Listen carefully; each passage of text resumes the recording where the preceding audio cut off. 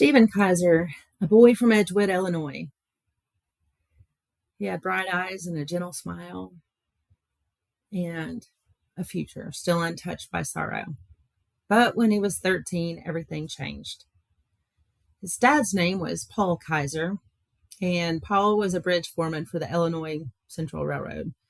And basically a pile what had come loose and knocked him off of the bridge. He fell 34 feet to the ground, landing on his head, suffered traumatic brain injury, which caused them to rush him to Illinois hospital in Chicago.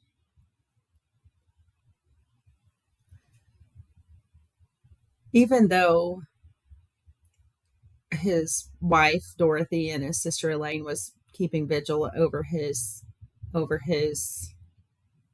hospital stay, that miracle would never come. So that loss, I'm sure, left a quiet ache in Stephen's heart, losing his dad at just 13 years old. Even after that heartbreak, he did have moments of hope. And on August 1967, at the Edgewood Nazarene Church, 19-year-old Stephen married 16-year-old Phyllis Roedl.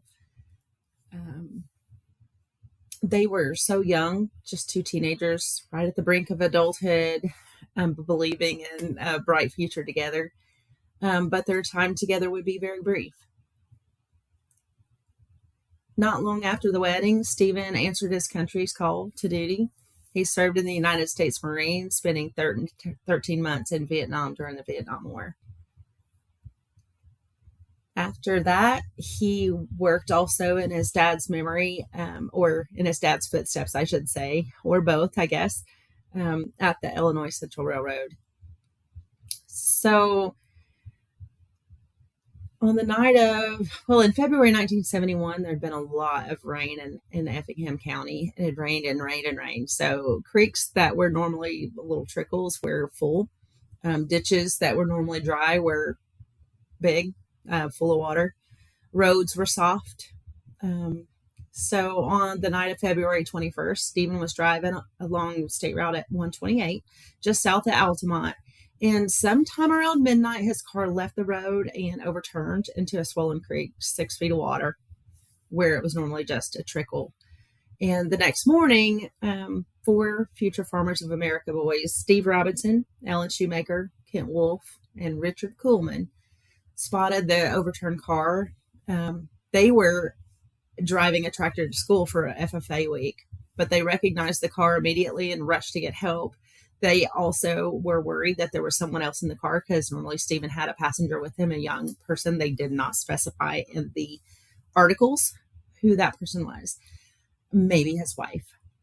But he drowned. Stephen did not die as a result of his injuries in the crash. He drowned in the water, the floodwater. He was only 22 years old. He was laid to rest in Edgewood Cemetery, in the same quiet town he grew up, where he'd married and dreamed of having a future, with his wife. Although his life was short, his memory didn't fade because he does have people that are named after him to keep his memory alive. A quiet tribute. From a boy in Edgewood to a young husband, to a Marine, to a railroad worker, Stephen Kaiser's life was a story of love, loss, service, and quiet resilience. And although his years were few, his memory endures, carried in the hearts of those who knew him and those who remember him still. Thank you for listening.